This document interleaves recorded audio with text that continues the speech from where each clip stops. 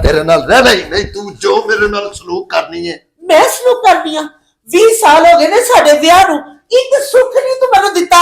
ਉਹ ਤੈਨੂੰ ਕਿਹੜਾ ਸੁੱਖ ਚਾਹੀਦਾ ਵਾ 20 ਸਾਲ ਹੋ ਗਏ ਨੇ ਤੈਨੂੰ ਖਾਣ ਨੂੰ ਦਿੱਤਾ ਪਾਉਣ ਨੂੰ ਦਿੱਤਾ ਵਾ ਅੱਲਾ ਨੇ ਸਾਨੂੰ ਬੱਚੇ ਦਿੱਤੇ ਹੋਰ ਤੈਨੂੰ ਕਿਹੜਾ ਸੁੱਖ ਚਾਹੀਦਾ ਤੈਨੂੰ ਖੋਦੀ ਰੈਣੀ ਪਾਦਾ मेरे नाल बहुतियां गल्लां ना कर। आ लिया अज मेरा छोटा भरा ते तैनू दसेगा स्वाद 20 सालां दे बदले लेगा। ਉਹ ਮੈਂ ਤੇਰੇ ਭਰਾ ਕੋ ਡਰਨਾ ਵਾ ਬੁਲਾ ਲਾ ਆਪਣੇ ਜਿਹੜੇ ਭਰਾ ਨੂੰ ਬੁਲਾਉਣਾ ਵੇਖ ਨਹੀਂ ਲੰਘ ਮੈਂ ਵੱਡੇ ਬਦਮਾਸ਼ ਨੂੰ ਨਾਲੇ ਤੈਨੂੰ ਵੀ ਅੱਜ ਦੋਵੇਂ ਭੈਣ ਭਰਾ ਮੇਰੇ ਹੱਥੋਂ ਕੁੱਟ ਹੋ ਗਏ मेरा ते कैम खलोवी आ लिया मेरा भरा।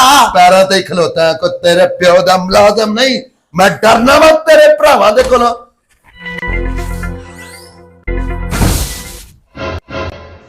भाईजान मैं तुहानू पहले भी वार्न कीता सी कि साडी भैन ने सारी उम्र तुहानू सुख दा साह नहीं लेन देना।